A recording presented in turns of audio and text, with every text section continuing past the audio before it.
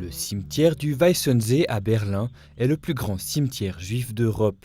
À l'entrée, un monument rend hommage aux 6 millions de victimes de l'Holocauste.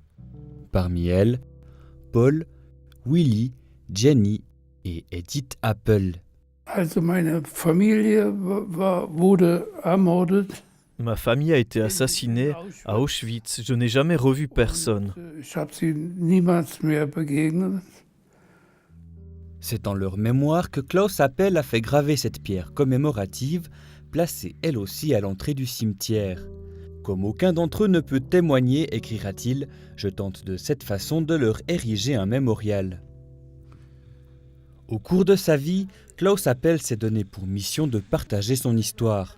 En janvier 2017, il rend encore visite à des élèves du gymnase français de Bienne chargés de traduire ses mémoires. Meine Geschichte, C'est très important pour moi que mon histoire soit traduite.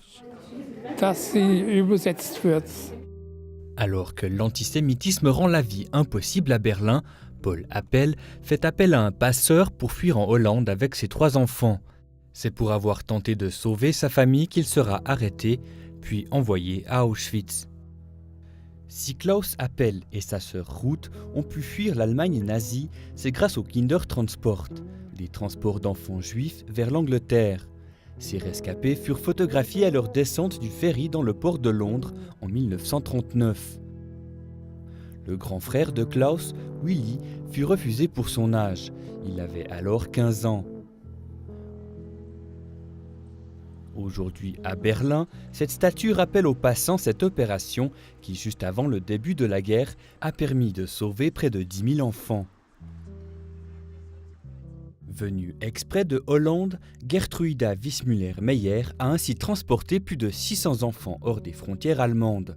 C'est elle qui a conduit le bus de Klaus Appel. Ich habe eine gute J'ai un très bon souvenir de cette diese dame. Frau. Sie ist, C'est vraiment grâce à elle que j'ai survécu. dass ich überlebt habe. De Berlin, Klaus Appel rejoint en bus Hoek van Holland. Depuis les côtes hollandaises, il gagne ensuite Harwich en ferry. Il était à bord du dernier Kindertransport.